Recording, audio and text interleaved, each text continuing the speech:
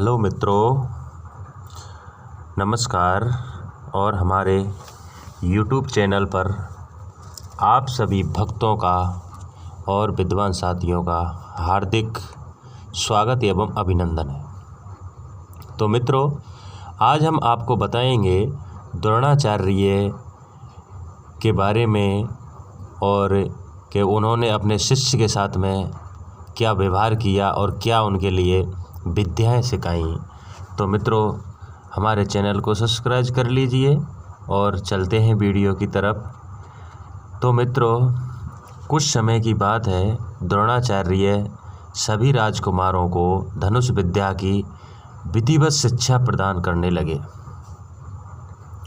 उन राजकुमारों में अर्जुन के अत्यंत प्रतिभावान तथा गुरु भक्त होने के कारण वे द्रोणाचार्य के प्रिय शिष्य थे।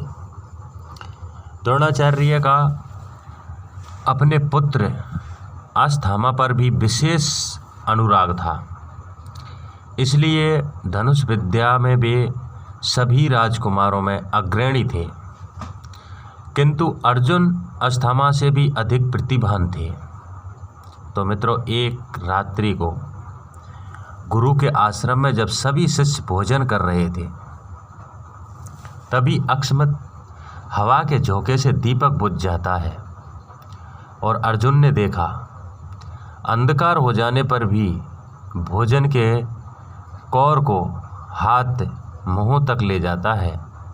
इस घटना से उसे यह समझ में आया कि निशाना लगाने के लिए प्रकाश से अधिक अभ्यास की आवश्यकता होती है और वे रात्रि के अंधकार में निशाना लगाने का अभ्यास करना आरंभ कर दिया।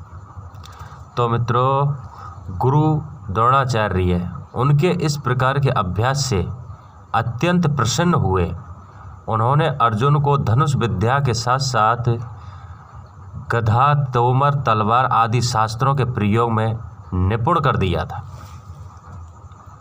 उन्हीं दिनों हिरण्य धनु नामक निषाद का पुत्र एकलव्य भी धनुष विद्या सीखने के लिए द्रोणाचार्य के आश्रम में आया था, किंतु निम्न वर्ण का होने के कारण द्रोणाचार्य ने उसे अपना शिष्य बनाने से इनकार कर दिया था। निराश होकर एकलव्य वन में चला गया। उसने द्रोणाचार्य की एक मूर्ति बनाई और उस मूर्ति को गुरु मानकर धनुष विद्या का अभ्यास करना शुरू कर दिया।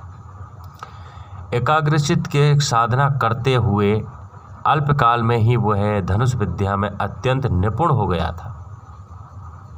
एक दिन सारे राजकुमार गुरु द्रोणाचार्य के साथ में आखेट के लिए उसी वन में गए जहाँ पर एकलव्य आश्रम बनाकर धनुष विद्या का अभ्यास कर रहा था। राजकुमारों का कुत्ता भटक कर एकलव्य के आश्रम में जा पहुंचा और एकलव्य को देखकर वह भौंकने लगा। इससे क्रोधित होकर एकलव्य ने अपना बाण चलाकर उस कुत्ते के मुंह को बाणों से भर दिया।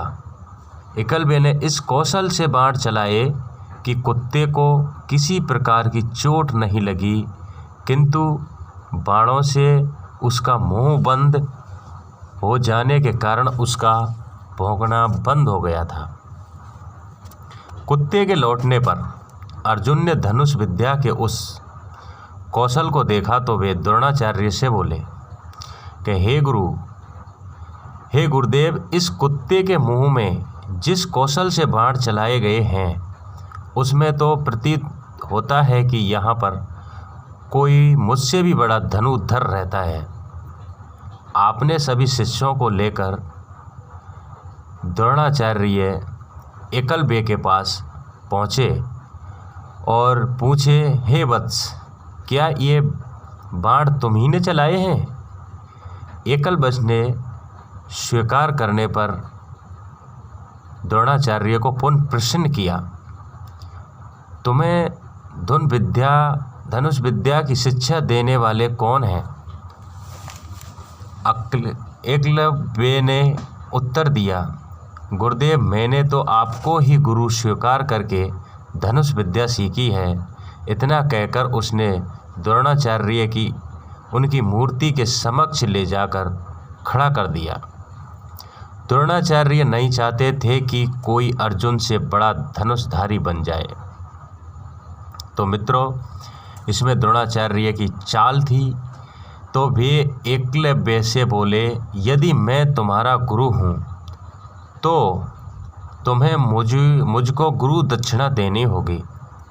एकलव्य बोला, गुरुदेव, गुरु दक्षिणा के रूप में आप जो भी मांगेंगे मैं देने के लिए तैयार हूँ। इस प्रकार द्रोणाचार्य ने एकलव्य से गुरु दक्षिणा के रूप में उसके दाहिने हाथ के अंगूठे की मांग की। एकलव्य ने सहज हर्ष अपना अंगूठा दे दिया।